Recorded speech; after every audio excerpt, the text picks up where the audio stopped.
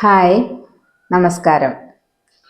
അസൂയ അസൂയ ഇരയെ മാത്രമല്ല, സ്വന്തം രൂക്ഷമായ ഹൃദയത്തെയും കടിച്ചു കീറുന്ന ഒരു നരിയെപ്പോലെയാണ് അസൂയ. ഇത് മൈക്കൽ ബിയറിന്റെ വാക്കുകളാണ്.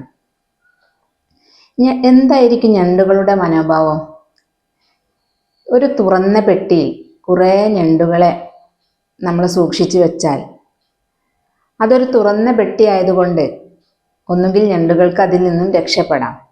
പക്ഷെ ഞണ്ടുകളുടെ മനോഭാവം അതിനനുവദിക്കുന്നില്ല. ഒരു ഞണ്ട് പുറത്തേക്ക് പോകാനായി ഒരുങ്ങുമ്പോഴേക്കും അടുത്ത ഞണ്ട് അതിൻ്റെ മുകളിൽ കയറി നിന്ന് അതിനെ താഴേക്ക് വലിക്കുന്നു. വേണമെങ്കിൽ അവർക്ക് രക്ഷപ്പെടാമായിരുന്നു.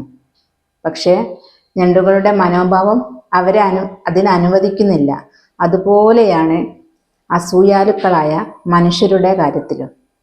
ഇത് വളരെ ശരിയാണ്. അവർ ജീവിതത്തിൽ പുരോഗതി കൈവരിക്കുന്നില്ല, എന്നാലോ മറ്റുള്ളവരെ അതിനനുവദിക്കുന്നുമില്ല. അസൂയ എന്ന് പറയുമ്പോൾ അത് ആത്മാഭിമാനക്കുറവിൻ്റെ ഒരു ലക്ഷണമാണ്. ഇതൊരു രാഷ്ട്രത്തിൻ്റെ സ്വഭാവമായി മാറുമ്പോഴാണ് ശരിക്കും പ്രശ്നം ഉദിക്കുന്നത്. അസൂയ എന്ന് പറയുന്നത് വിനാശകരമായ പ്രത്യാഘാതങ്ങൾ ഉണ്ടാക്കുന്നു. അസൂയ മനുഷ്യരെയും രാഷ്ട്രങ്ങളെയും ഒരുപോലെ ദുഷിപ്പിക്കുന്നു. താങ്ക്സ്.